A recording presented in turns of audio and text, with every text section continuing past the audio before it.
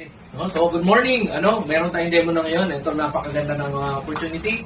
At alam niyo i-demo natin itong Crystal C Alkaline non-acidic vitamin C na ngayon na nagte-trending po tayo ngayon. Sobrang dami natutulungan yung mga iba't ibang klase sakit, diabetes, high blood, arthritis, rheuma, gout, at kung ano pa. No, so pagmasal niyo po yung demo namin, no? Very simple lang po ito, mabilis lang po ito, no? So ang magkagandaan dito, paggamit tayo ng demo kit. Itong demo kit natin, very simple device. Meron po itong mobilya, meron po itong buzzer, at meron po itong test button. Itong test button na to, titingnan natin kung gumagana siya.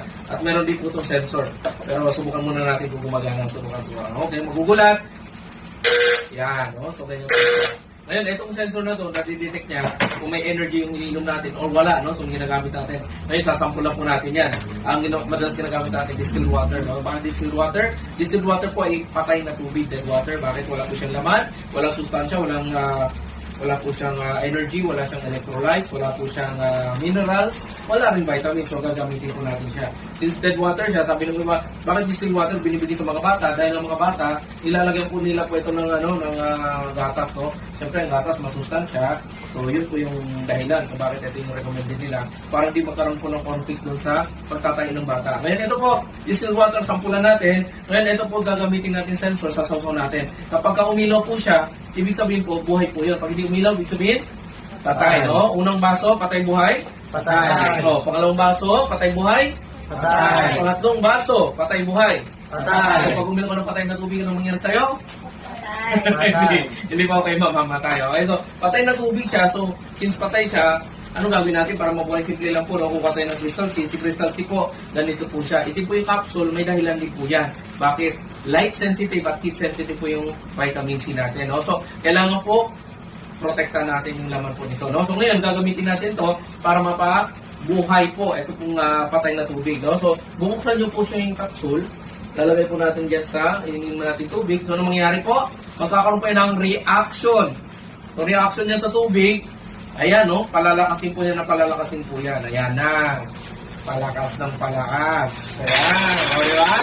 Maganda ba? Ayan. Haluin ko po dyan mabuti para makita nyo ba? 1, 2, 3, 4, 5. Una-una. O, ngayon, ano inumin mo? Yung patay na tubig o yung buhay na tubig? Buhay! Buhay na tubig iniinom natin. Bakit? Yun po magbibigay ng lakas po sa atin. Pag gamit po kayo ng Crystal C. Ngayon, yung ibang, sabi nila, bakit iinom kami ng Crystal C samantala meron naman sa butika? Actually, marami nga po akong binili sa butika. Iba't ibang klaseng brand, ano? Ayan, no? Hindi ko na babanggitin kung ano ng mga brand na to. Siyempre, susubukan po natin siya. So, example, ito po. Ito, branded po ito. Gagamit tayo nito, no? So, ito po ay tablet form. Since tablet form siya, hindi natin makompare dahil powder sila natin. Gagamit tayo ng field crusher. Ang trabaho ng field crusher, simple lang. Ilalagay po natin ng tablet dyan, tapos dudurugin po natin yan. Gamit po ang compression na tinatawag, no? So, yan, no? Yung medyo may katigasan lang to, pero nadudurog pa rin naman. Ngayon, ito po. Durog na siya, lalagay natin sa patay na tubig. Since patay na tubig yan, haluin po natin siya mabuti. O, bilang tayo. Ready? 1, 2, 3, 4, 5, 6, 7, 8,000, 9,000, 10,000. Kahit anong halo mo dyan, hindi matutunaw. Meron po ba lumulutang? Meron. May lumulutang? Meron po ba latak sa ilalim? Meron. Tawag dyan sa latak na yan, binder, extender, o gaw-gaw. So, tanong po, pure ba siya o hindi? Hindi po. Hindi siya pure kasi may gaw-gaw, no? So, ngayon po, yung sa atin, tingnan nyo naman po, no? Ang layo po ng diferensya. Ngayon, ito po, raw materials natin, galing po sa DSM of Switzerland. Ito noon po, ay galing sa China. Ano gusto nyo? Switzerland, China? Switzerland! Mas maganda, di ba? Mas malinaw. Ngayon, pagdating naman sa energy, tingnan natin, kukumpara natin, ito po yung sa Crystal C. Yun. Ito naman po yung sa, galing po sa butika. Ready? 1, 2. Meron ba? Meron din, konti lang. Bakit konti lang? Kasi less than 20% vitamin C to. Ito naman sa atin, 100%. Alin mas maganda, Crystal C o yung ordinaryong vitamin C? Crystal C! Crystal C, alkaline pa rin, no? Mas maganda po siya. Ang tanong nila, paano natin malalaman kung ito acidic o alkaline? Pag sinabing alkaline, non-acidic, no? Kung ngayon, meron na pang test yan. Ang tawag dito, litmus liquid. Sa chemistry, may litmus paper. Ito po, liquid form, very convenient. Ito po gagawin natin, papatakan po natin siya. Pag nag-yellow, acid po yun, no? Pag nag-blue, alkaline. Ready? 1, 2, 3. Pag dilaw, ano ibig sabihin? Acid. Acidic po yan. So, sigurado po, acidic po talaga. Maraming kababayan natin ang iniinom. Ito. Pamilyaro kayo dito. Tinanggal na po namin ng label para hindi po magkaroon ng conflict. Ito po. Alam nyo to eh. Yun, nagtatawag ko. Sabi niya, ganyan, di ba? Inom ba kayo ng ganito? Inom ba kayo ng soft drinks? Opo. Yan, no? So, sa soft drinks, masusubukan natin. Ang tanong, si soft drinks ba, meron po siyang energy? Matest natin. Ready? 1, 2.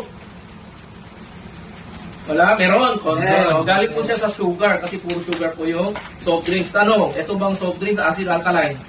Hindi natin. O, dito natin malalaman. 1, 2, 3. Pag dilaw, ano ibig sabihin?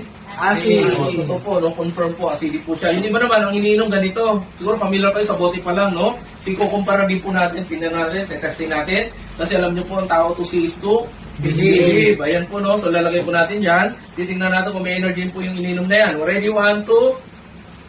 Meron din po, katulad ng soft drinks. Puro asukal din po siya. Tanong, eto ba acidic alkaline? Dito nyo malalaman. 1, 2, 3. Pag dilaw, ano ibig sabihin? Acidic, no? So, ito pa. Ang dami natin pwede sampulan. O, ito, bote pa lang, alam nyo na. Taki pa lang, alam nyo na. O, ito po yun, ano? Para makita natin kung ito ba ay mayaman po ito sa energy. Ayan, ano? Susubukan natin siya. Sa sampulan natin. Ay, ready na kayo? 1, 2. Uy, napakalakas. Ang tanong, ito ba acid o alkaline? Tingnan natin. Ready? 1, 2, 3. Pag dilaw, ano ibig sabihin? Acidic. Acidic na naman. O may mas mahal pa dyan. Ito yung tinatawag natin na toot. O, di ba? Hindi ko pwede sabihin. Okay, ito, sasampulan natin siya. Ayan, ano?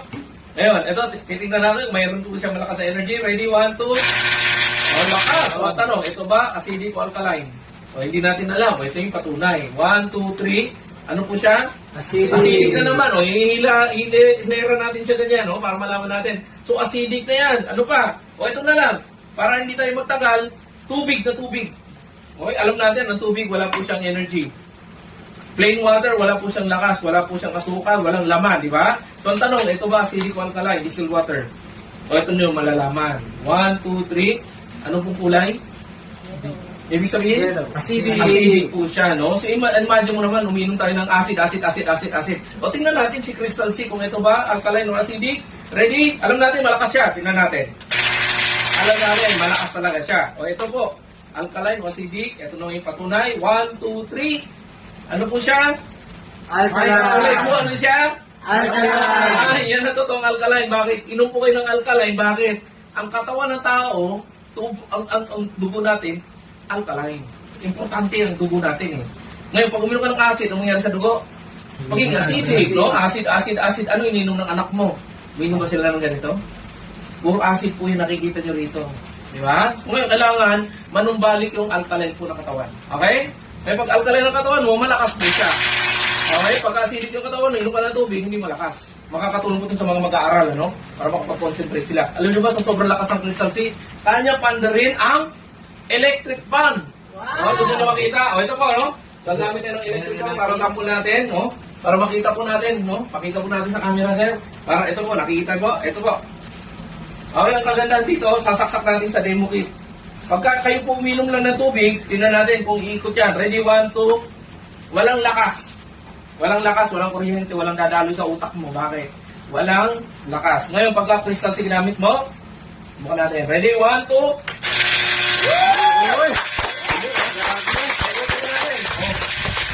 Ngayon, nakalakas. Sobrang lakas. Diba? Wow. Diba? O ngayon, baka sabihin ng iba, madaya, o lagyan natin sa tubig. Ngayon, tubig iniinom mo, walang lakas, diba? O ito gagawin natin. Ito, walang daya to. O pahintuin natin saglit para malaman ninyo talagang totoo itong sinasabi natin. O, so, ayan siya. Ito ko na. O, ready? Patay na tubig. Bubuhayin natin, sir. No? Di ba acidic yan? Pag uminom ka ng crystals, ano mangyari sa kanya? Magbabago ng kulay. Kulay green, neutral na. Pagka nag-neutral siya, pag naging alkaline na yan, iilaw, magkaroon ng kuryente. Okay? Ganda, napakaganda. Napakaganda. Alam ko lang namin, crystal C! Yun, no? Kung gusto nyo kumalin, yung sakit nyo, ang rayuma, high blood, diabetes, arthritis, lahat po ng sakit. No, gamit po kayo ng Crystal C, no? Magpa-lab test muna kayo bago kayo uminom, and then magpa-lab test kayo after kayo uminom. Okay, so salamat na marami. I hope nagustuhan nyo po yung demo namin. Life Source Marketing Corporation lang po. Good morning po sa inyo lahat.